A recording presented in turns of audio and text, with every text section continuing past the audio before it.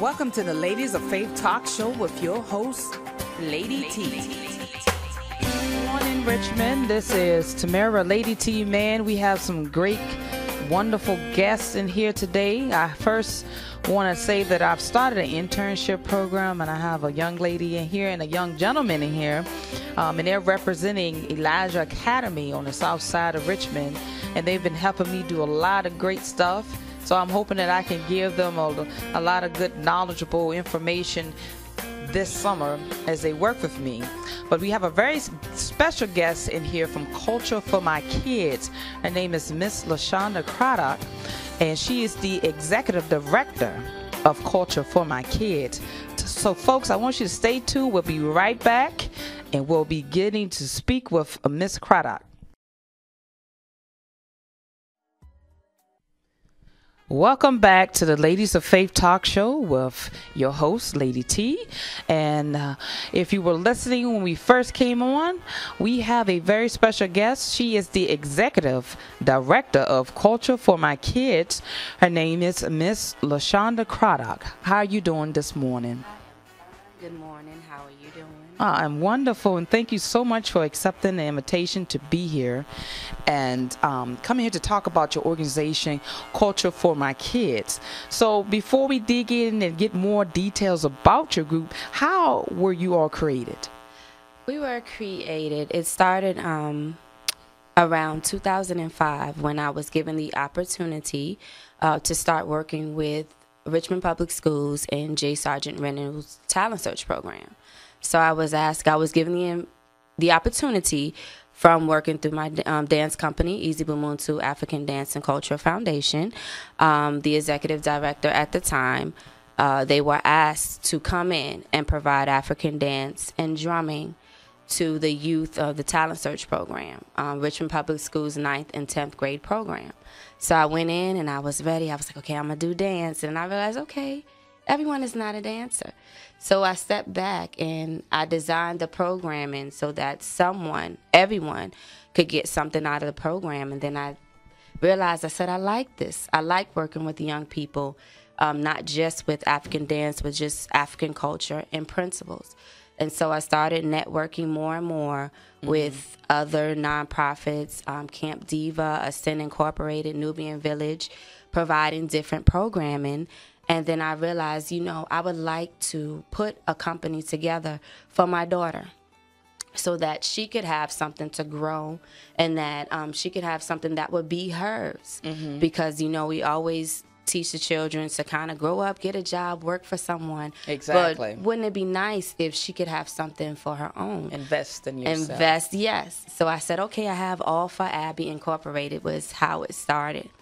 But then the following year, I was blessed to meet my husband. And then, our kiddie pool kind of grew. So I said, okay, it can't be All for Abby anymore. So what are we going to call it? And then Culture for My Kids was born. Oh, wow. That's an extraordinary story of how you came up with the concept and how you all began. And the fact that you create your program for anybody, for somebody like myself with 2 left feet, because I have taken African dance classes, and I thought it was going to be easy. But folks, let me tell you, it is the hardest, I think, next to ballet to do. When you're really doing it and they're showing you properly, it is very hard to do. But once you get in the swing of it, you hear those drumming and the beats and the melody and all of that, you really get into it. And it's a good way to lose weight. It is. And I think for some people, a lot of people get intimidated. They look at it and say, oh, I can't do that. But African dancing is more so about just getting in tune to your natural rhythm. I tell people all the time, relax. Just relax. Hold on to the rhythm, and you will find that everything else comes naturally. Oh, wow. And so you are the executive director for Culture for My Kids.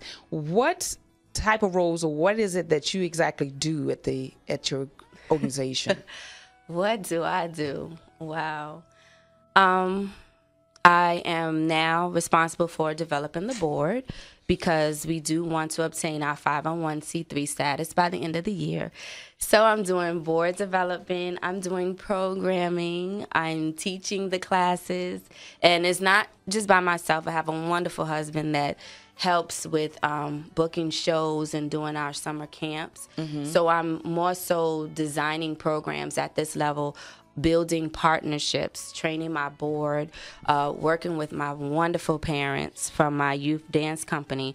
So right now, the major thing that I'm working on is just community connection, getting out there, letting youth know, hey, you know, you all are great. You have a power within, and we really want to work to bring that power outside of you. So I guess the question would be is, what don't I do for Culture for My Kids? Yes.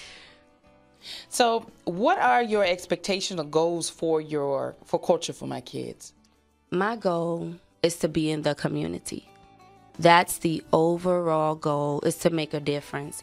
Our mission is to empower young people to take control of their education and their future.